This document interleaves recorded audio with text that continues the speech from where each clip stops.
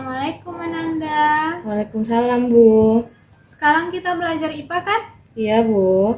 Sudah siap untuk belajar IPA-nya hari ini? Sudah, Bu. Oke, sebelum kita memulai pembelajaran hari ini, kita berdoa dulu agar pembelajaran kita hari ini berjalan dengan lancar. Silahkan kepada ketua kelas untuk memimpin doanya. Berdoa. Mulai. Selesai. Apakah semuanya hadir? Hadir, Bu. Sebelum kita masuk ke materi yang baru, Ibu mau bertanya kepada anak-anak Ibu semua. Minggu kemarin kita belajar tentang apa? Getaran dan gelombang, Bu. Apa itu getaran? Getaran adalah gerak yang terjadi secara bolak-balik di sekitar kesetimbangan, Bu. Nah, apa itu gelombang? Gelombang adalah getaran yang merambat, Bu. Anak-anak Ibu sudah pintar semua ya. Aplaus untuk semuanya. Ternyata anak-anak Ibu masih ingat semua materi minggu lalu ya. Ibu harap Ananda rajin membaca buku karena buku adalah gudang ilmu. Dan Ananda harus rajin-rajin mengulang kembali pembelajarannya di rumah. Untuk hari ini, siapa yang tahu? Ya, Rara? Materi hari ini cahaya dan alat optik, Bu. Ya, benar. Kita belajar materi tentang cahaya dan alat optik. Di mana tujuan pembelajaran kita yang pertama dapat mengidentifikasi pemanfaatan cahaya dalam kehidupan sehari-hari. Yang kedua, menjelaskan sifat-sifat cahaya. Cakupan materi kita hari ini sesuai dengan tujuan pembelajaran kita. Yang pertama, pemanfaatan cahaya dalam kehidupan sehari-hari. Yang kedua, sifat-sifat cahaya. Ibu mau bertanya nih, siapa yang tahu ketika mati lampu biasanya Ananda menghidupkan apa? Menghidupkan lilin atau enggak lampu cas, Bu. Kenapa Ananda menghidupkan lilin atau lampu cas? Supaya terang, Bu. Nah, kenapa lilin dan lampu cas bisa membuat terang? Karena menghasilkan cahaya, Bu. Oke, sekarang kita akan belajar mengenai cahaya. Dari jawaban yang Anda jelaskan tadi, kira-kira apa itu cahaya? Ada yang tahu? Ternyata tidak ada ya? Tidak, Bu. Ibu akan menjelaskan pengertian tentang cahaya. Cahaya merupakan salah satu gelombang elektromagnetik, yaitu gelombang yang tidak memerlukan medium. Cahaya dapat merambat dalam ruang hampa. Cahaya memiliki panjang gelombang sekitar 380 hingga 750 nanometer. Gelombang cahaya berbeda dengan gelombang bunyi. Gelombang bunyi memerlukan medium sebagai media perantaranya, sedangkan gelombang cahaya tidak memerlukan medium. Kenapa langit berwarna biru, Ananda? Ya, Rara, apa jawabannya? Karena memiliki panjang gelombang yang lebih pendek, Bu. Dari mana sih asal warna biru itu? Ada yang tahu? Tidak ada yang tahu ya. Warna biru itu berasal dari cahaya matahari. Ketika matahari berada di langit dan cahayanya melewati lapisan atmosfer, cahaya biru tersebar ke segala penjuru oleh molekul kecil dari udara di atmosfer bumi. Warna biru lebih banyak tersebar dari warna lain karena panjang gelombang yang lebih kecil. Selain itu, cahaya juga dipantulkan dan tersebar oleh pemantulan bumi. Sekarang Ibu mau bertanya, kenapa sunset warnanya oranye? Bagaimana? Apa jawabannya? Tidak tahu, Bu. Oke, kalau sunsetnya berwarna oranye karena posisi matahari lebih rendah, yang menyebabkan cahaya tersebut harus melewati lebih banyak lapisan atmosfer sebelum cahaya tersebut mencapai mata Ananda, yang berarti sebagian besar cahaya biru telah tersebar dan tersisa hanya warna merah. Jadi kita bisa melihat warna tertentu karena mata kita menerima informasi berupa cahaya yang dipantulkan oleh seluruh objek di sekitar kita yang terpapar cahaya. Ibu tadi kan sudah menjelaskan tentang pengertian cahaya. Apa tadi pengertian cahaya? Ada yang bisa menjelaskan? Saya, Bu. Ya, Yuni, apa jawabannya? Cahaya merupakan salah satu gelombang elektromagnetik yang tidak memerlukan medium. Cahaya dapat merambat dalam ruang hampa atau vakum. Cahaya memiliki panjang gelombang sekitar 380 sampai 750 nanometer, Bu. Ya, benar jawabannya. Oke, cahaya itu dapat kita rasakan, tidak memiliki wujud, serta cahaya berada di mana saja. Pentingkah cahaya itu dalam kehidupan sehari-hari, Ananda? Penting, Bu. Kenapa penting? Karena dengan cahaya kita dapat melihat dengan jelas. Jika tidak ada cahaya, dunia gelap gulita, Bu. Benar sekali. Apa saja contoh pemanfaatan cahaya dalam kehidupan sehari-hari? Proses fotosintesis, Bu. Terus apa lagi? Membantu penglihatan kita, Bu. Contoh-contoh dari pemanfaatan cahaya dalam kehidupan sehari-hari yang Ananda sebutkan tadi benar. Tapi, apa alasan Ananda mengatakan bahwa proses fotosintesis itu memerlukan cahaya? Karena fotosintesis menangkap energi matahari untuk sumber makanan bagi makhluk hidup di bumi. Lalu energi cahaya diserap oleh klorofil atau zat hijau daun, Bu. Ya benar, coba Ananda bayangkan jika tidak ada cahaya, tumbuhan tidak akan tumbuh, tidak akan berkembang biak, dan tidak akan berbuah. Fotosintesis adalah proses yang digunakan oleh tanaman di mana energi dari sinar matahari digunakan untuk mengubah karbon dioksida dan air menjadi molekul zat gula atau disebut juga dengan glukosa yang dibutuhkan untuk pertumbuhan. Proses ini dibantu oleh klorofil. Klorofil itu sendiri adalah pigmen hijau daun yang terdapat di kloroplas. Energi cahaya diserap oleh klorofil atau zat hijau daun.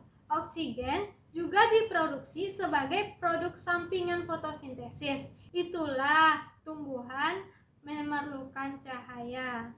Pada cahaya itu memiliki sifat-sifat. Nah, apa saja sifat-sifat cahaya? Cahaya merambat lurus, Bu. Cahaya dapat dipantulkan dan dapat dibiaskan, dan cahaya dapat diuraikan juga, Bu. Oke, yang Ananda sebutkan tadi semuanya benar. Cahaya memiliki 4 sifat. Yang pertama, cahaya merambat lurus. Contohnya, kita menghidupkan lampu senter. Lampu senter jika kita arahkan ke dinding itu akan membentuk garis lurus. Dari contoh yang Ibu sebutkan, apa saja itu cahaya merambat lurus? Cahaya merambat lurus adalah sumber cahaya yang tidak berbelok-belok, Bu. Selanjutnya kita masuk ke sifat cahaya yang kedua, yaitu cahaya dapat dipantulkan. Apakah Ananda pernah melihat cermin? Pernah, Bu. Nah, cermin itu adalah sifat yang kedua, yaitu cahaya yang dapat dipantulkan. Karena kita dapat melihat wajah kita di dalam cermin. Cahaya dapat dipantulkan itu terbagi dua. Yang pertama, pemantulan baur. Yang kedua, pemantulan teratur. Silahkan Ananda analisa perbedaan dari pemantulan baur dan pemantulan teratur. Ibu beri 2 menit. Nah, sudah 2 menit ya. Apa saja yang dapat Ananda jelaskan? Bisa angkat tangannya? Saya, Bu. Ya, Sasa. Silakan jelaskan. Pemantulan baur atau difusi terjadi ketika cahaya mengenai benda yang tidak rata. Sedangkan pemantulan teratur terjadi ketika benda mengenai benda yang rata permukaannya, Bu. Keza, coba ulangi kembali apa yang dijelaskan oleh temannya tadi.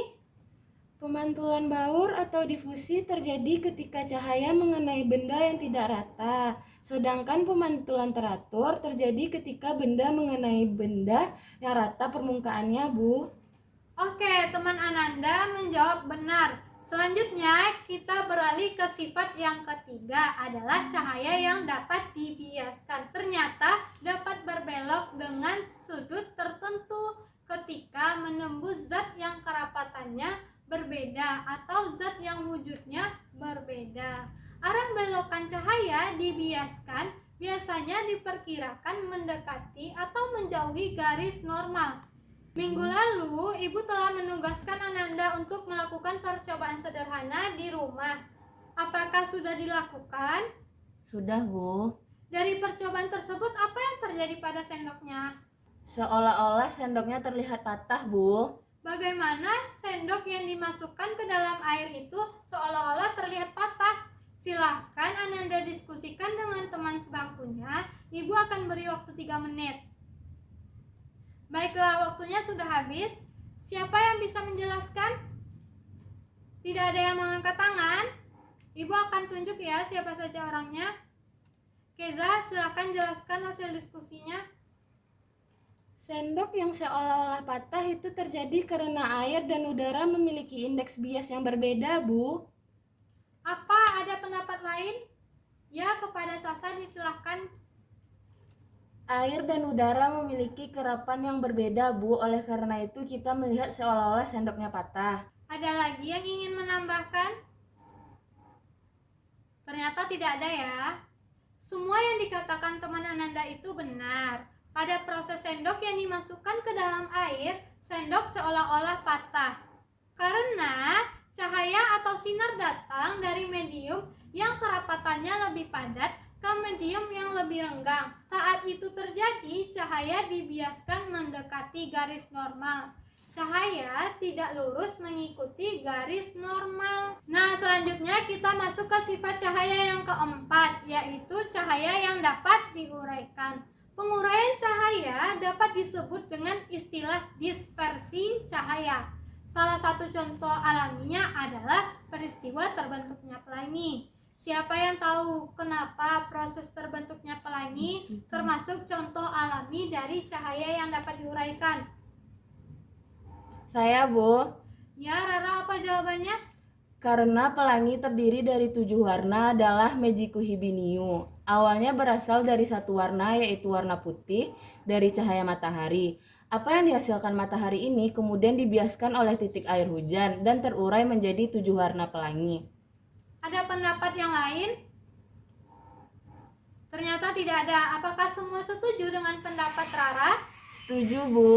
Apa yang dijelaskan teman Ananda tadi itu benar. Ibu lengkapi ya jawabannya. Kita bisa melihat bahwa pelangi itu terdiri dari 7 warna. Tetapi warna-warna tersebut awalnya berasal dari satu warna saja, yaitu warna putih dari cahaya matahari.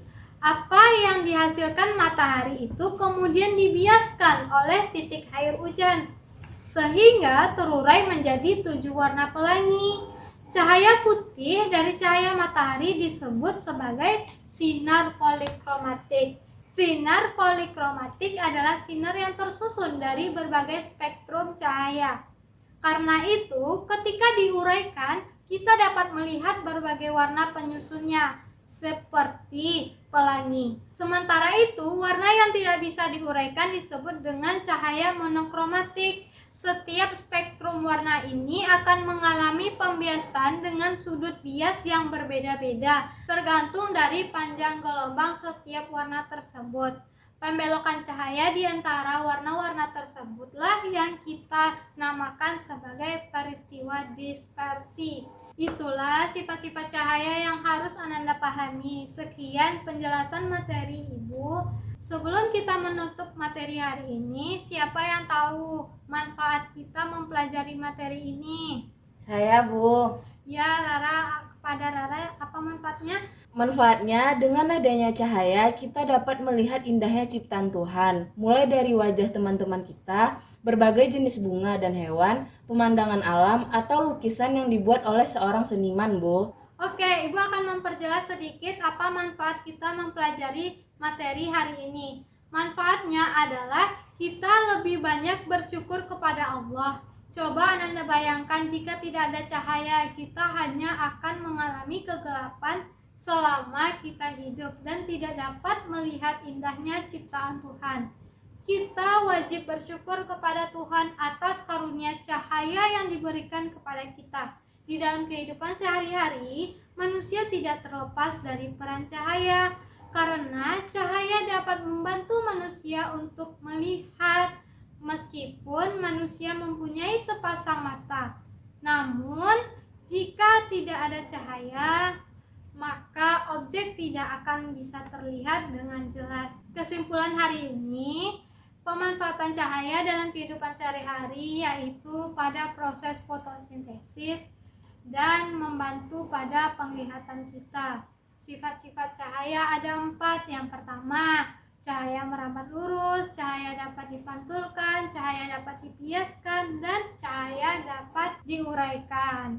Terima kasih untuk semangatnya. Ibu sangat senang sekali mengajar di kelas ini. Semoga Ananda kedepannya lebih semangat lagi ya. Untuk tugas hari ini, silakan kerjakan soal di depan. Bikin soalnya, Bu. Ya, bikin soal. Jika sudah selesai, kumpulkan ke depan latihannya ya. Dan untuk tugasnya di rumah, kerjakan soal di LKS halaman 34, objektif dan esai. Minggu depan dikumpul, karena minggu depan kita masih melanjutkan materi hari ini tentang cermin dan lensa. Sampai di sini dulu ya Ananda. Ibu ucapkan Assalamualaikum warahmatullahi wabarakatuh.